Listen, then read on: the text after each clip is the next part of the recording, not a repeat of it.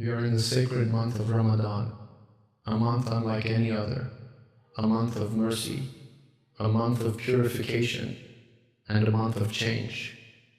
But it is also a month of discipline, a month of sacrifice, and a month that teaches us what it means to truly submit to Allah.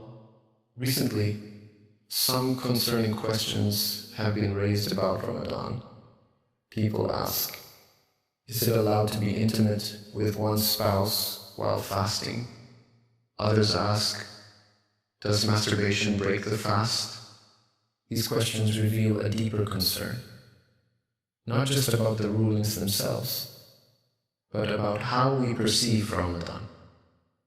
Have we truly understood what this blessed month is meant to teach us? Fasting is not merely staying away from food and drink. It is not just about feeling the pangs of hunger. No, my dear brothers and sisters. Fasting is about self-restraint, about spiritual refinement, about proving to Allah that we can control our desires for His sake.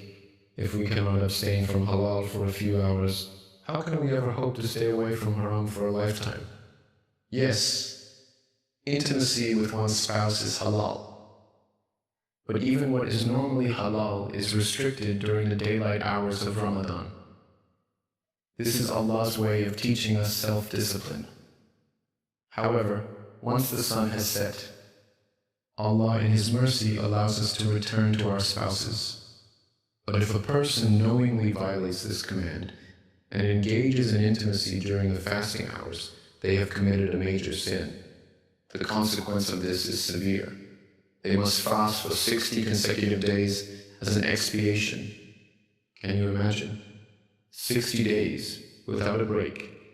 This alone should make us reflect on how serious it is to break the sanctity of Ramadan. And then there are those who ask about self-indulgence, such as masturbation. My dear brothers and sisters, the answer is clear. It does break the fast, and it requires qada, making up the missed fast. But more than that, it is something that weakens the heart. It is a habit that pulls a person further from Allah. Ramadan is the month of taqwa, consciousness of Allah.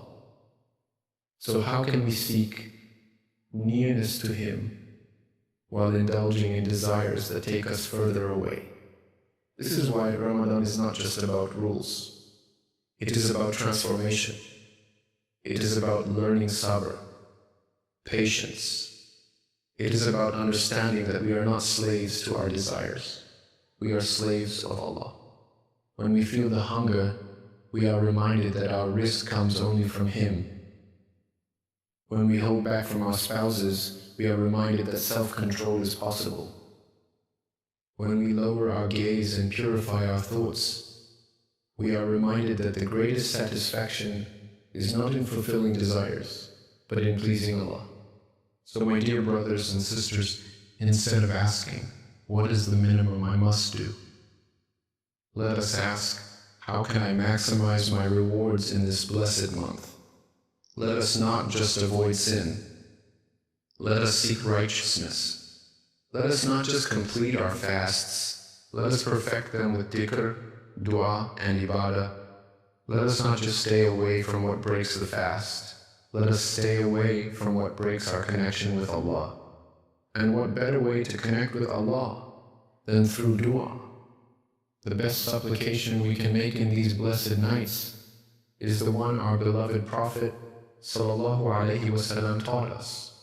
Allahumma innaka afuun tuhibbul afwa fa'fu anni. O Allah, You are most forgiving. You love to forgive, so forgive me. No matter how much we have sinned, Allah's mercy is greater. No matter how many mistakes we have made, the doors of Tawbah are open. Ramadan is not about who we were yesterday. It is about who we choose to become today. So let us take this month seriously. Let us seek forgiveness sincerely. Let us emerge from Ramadan as people who are not just hungry for food, but hungry for Jannah.